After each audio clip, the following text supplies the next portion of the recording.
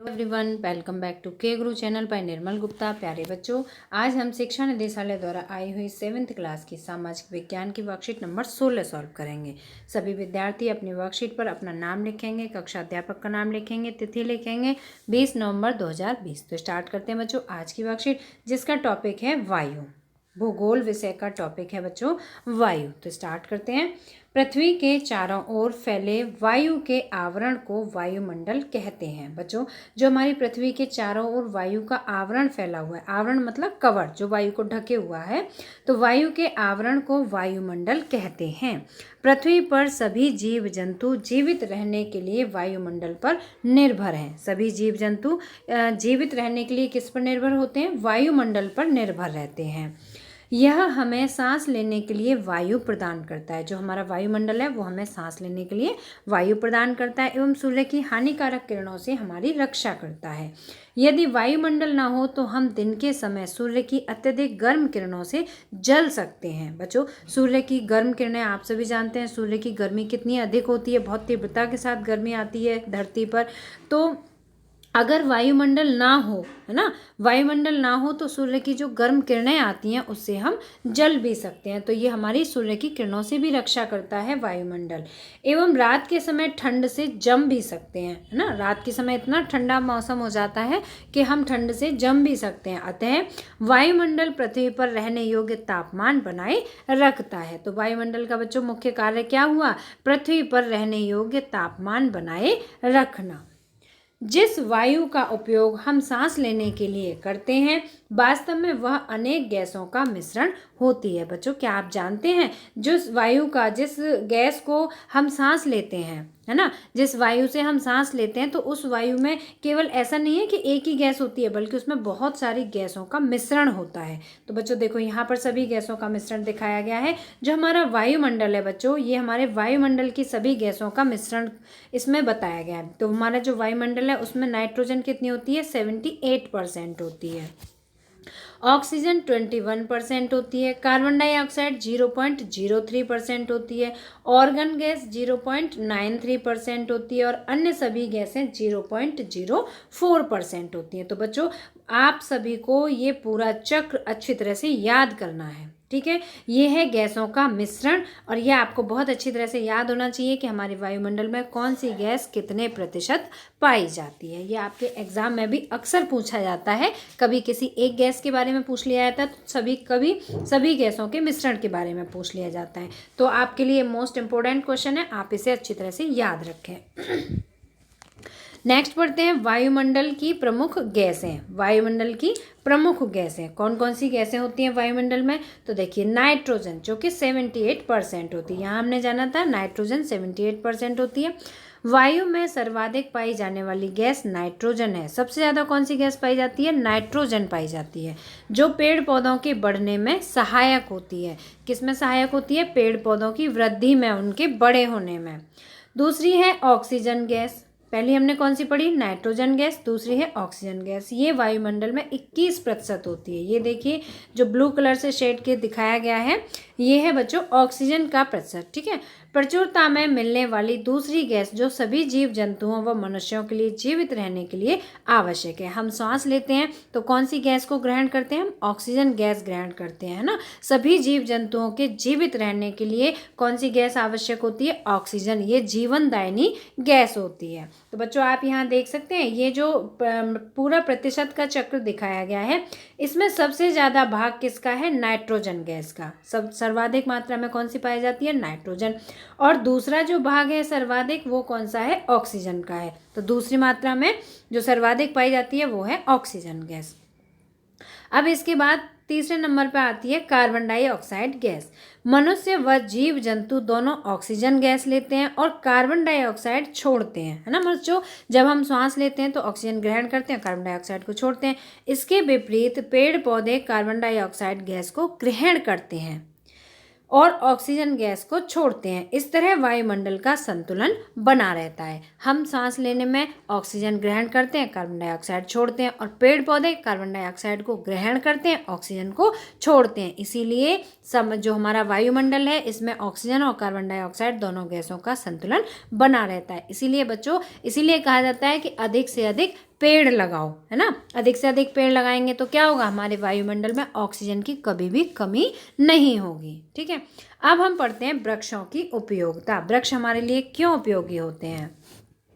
यदि हम पेड़ काटते हैं तो वायु में ऑक्सीजन और कार्बन डाइऑक्साइड गैस का संतुलन बिगड़ जाता है ना। अगर हम ऑक्सीजन गैस ग्रहण करते हैं तो वो हमें कहाँ से मिलती है, पेड़ पौधों से, क्योंकि पेड़ पौधे छोड़ते हैं, और हम कार्बन डाइऑक्साइड गैस छोड़ते हैं, है ना। तो जब हम कार्बन डाइऑक्साइड गैस सांस के थ्रू बाहर निकालते हैं तो उसे कौन ग्रहण करता है, पेड़ पौधे। तो इसलिए पेड़ पौधों का होना बहुत ज़रूरी है संतुलन बनाए रखने के लिए, इसीलिए हमें पेड़ काटने नहीं चाहिए। दूसरा है, ऑक्सीजन की मात्रा पेड़ लगाने से बढ़ती है, इसलिए हमें अधिक से अधिक पेड़ लगाने चाहिए। तो बच्चों, मुझे उम्मीद है कि आपको वृक्षों की उपयोगिता अच्छी तरह समझ में आ गई होगी। आप सभी बच्चों को भी वृक्ष लगाने चाहिए। अगर आप बड़े पेड़ नहीं लगा सकते हैं तो आपके घरों में छोटे छोटे गमले हों तो आप उनमें भी पेड़ पौधे लगा सकते हैं। कार्बन डाइऑक्साइड गैस एक महत्वपूर्ण गैस है। बच्चों, यहाँ पर बताया गया है कार्बन डाइऑक्साइड गैस की महत्ता को। तो कार्बन डाइऑक्साइड वायुमंडल में फैलकर पृथ्वी से विकिरित ऊष्मा को पृथ्वी पर रोककर ग्रीन हाउस प्रभाव पैदा करती है। बच्चों, ये जो कार्बन डाइऑक्साइड गैस होती है ये हमारे वायुमंडल में फैल जाती है ना, और पृथ्वी से जो विकिरित ऊष्मा होती है उसको पृथ्वी पर रोक देती है, पृथ्वी पर रोक देती है, उसे वायुमंडल में ऊपर नहीं जाने देती है, उस गर्मी को, ऊष्मा को। तो उसे रोकने से क्या होता है, ग्रीन हाउस प्रभाव पैदा होता है। ठीक है बच्चों, इसीलिए इस गैस को, कौन सी गैस को, कार्बन डाइऑक्साइड गैस को ग्रीन हाउस गैस भी कहते हैं। इसके अभाव में धरती इतनी ठंडी हो जाती है कि इस पर रहना असंभव होता है। अब ग्रीन हाउस गैस का प्रभाव भी धरती पर होना बहुत आवश्यक है, क्योंकि अगर इसका प्रभाव नहीं होगा तो हमारी धरती इतनी ठंडी हो जाएगी कि हम इस पर रह नहीं पाएंगे, बहुत अधिक ठंडी हो जाएगी। किंतु जब कारखानों एवं कार के धुएं से वायुमंडल में इसका स्तर बढ़ जाता है तब इस ऊष्मा के द्वारा पृथ्वी का तापमान भी बढ़ जाता है। इसे भूमंडलीय तापन या ग्लोबल वार्मिंग कहते हैं। इसे क्या कहते हैं बच्चों, जब इस ऊष्मा के द्वारा पृथ्वी का तापमान बढ़ जाता है तो इसे भूमंडलीय तापन या ग्लोबल वार्मिंग कहते हैं। तापमान में इस वृद्धि के कारण पृथ्वी के सबसे ठंडे प्रदेश में जमी बर्फ पिघलती है। बच्चों, जब ये तापमान बढ़ता है तो इससे क्या होता है, जो पृथ्वी के सबसे ठंडा प्रदेश जहाँ पे कि बर्फ जमी रहती है वो बर्फ पिघलती है ना। और पिघलने के कारण क्या होता है, इसके परिणाम स्वरूप समुद्र के जल स्तर में वृद्धि होती है। जो पानी का स्तर होता है उसमें वृद्धि हो जाती है, वो बढ़ जाता है, जिससे तटीय क्षेत्रों में बाढ़ आ जाती है। जो तटीय क्षेत्र मतलब जो समुद्र के किनारे के क्षेत्र होते हैं या नदियों के किनारे के क्षेत्र जो होते हैं उनमें बाढ़ आ जाती है। तो इसलिए जो ग्लोबल वार्मिंग है वो बहुत हानिकारक भी होती है, अधिक बढ़ना, है ना।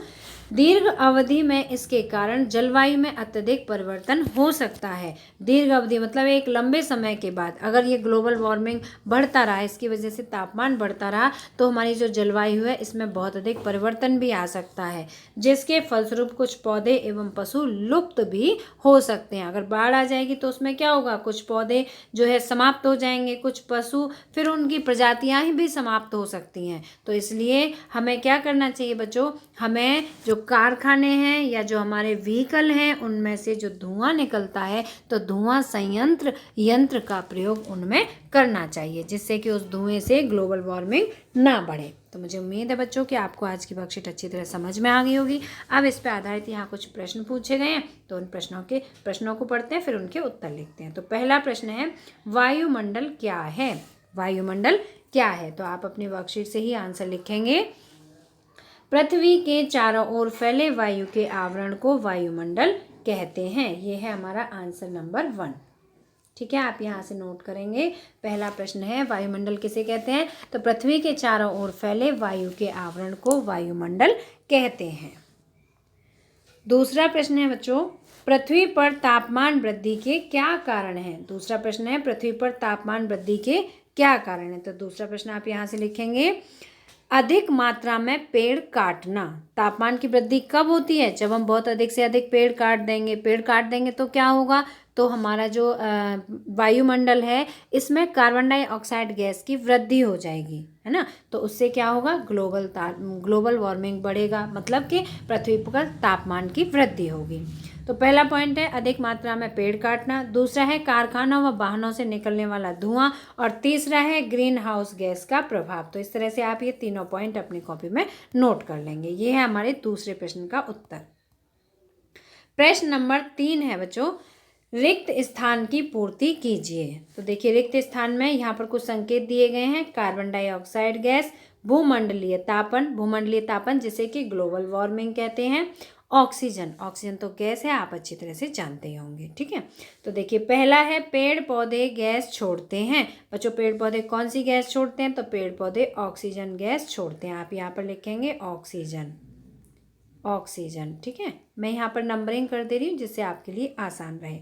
दूसरा है ग्रीन हाउस गैस प्रभाव पैदा करती है। ग्रीन हाउस प्रभाव पैदा करती है। अब यहाँ पर आपको गैस का नाम बताना है कि कौन सी गैस है जो कि ग्रीन हाउस प्रभाव पैदा करती है। तो बच्चों आप यहाँ पर लिखेंगे कार्बन डाइऑक्साइड गैस, ठीक है, कार्बन डाइऑक्साइड। दूसरे में आएगा कार्बन डाइऑक्साइड गैस, ये कार्बन डाइऑक्साइड। तीसरा है पृथ्वी के वायुमंडल के तापमान में वृद्धि को कहते हैं। तो क्या कहते हैं बच्चों? जब पृथ्वी का वायुमंडल का तापमान की वृद्धि होती है तो उसे कहते हैं भूमंडलीय तापन।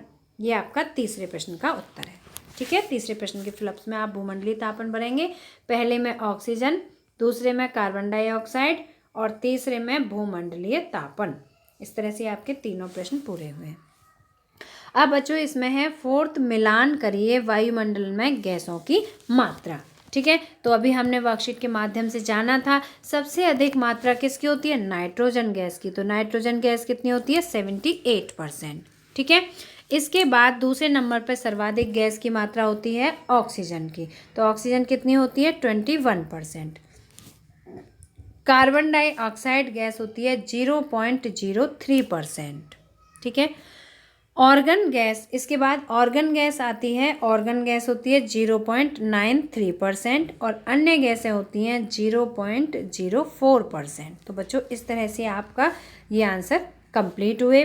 मुझे उम्मीद है कि आपको आज की वर्कशीट अच्छी तरह समझ में आई होगी। अब बच्चों यहाँ पर एक संदेश भी दिया होता है कि अपने हाथों को नियमित रूप से धोएं, ठीक है। आजकल आप सभी जानते हैं दिल्ली में कोरोना बहुत अधिक फैल रहा है, तो उस कोरोना से बचने के लिए हमें सोशल डिस्टेंसिंग करनी है, सामाजिक दूरी बनाए रखनी है और कहीं बाहर नहीं जाना है, और इसके अलावा अपने हाथ को साबुन से और साफ पानी से धोते रहना है, ठीक है। सफाई एवं स्वच्छता का ध्यान रखना है। तो बच्चों मुझे उम्मीद है आपको आज की वर्कशीट अच्छी तरह समझ में आई होगी। अगर आपको वीडियो पसंद आए तो लाइक ज़रूर करना, अपने फ्रेंड्स के साथ शेयर करना, और अगर आपने अभी तक हमारे चैनल को सब्सक्राइब नहीं किया तो आज सब्सक्राइब जरूर करना। मिलते हैं फिर इसी तरह की नेक्स्ट एजुकेशनल वीडियो में। Till then bye bye, good luck to all of you.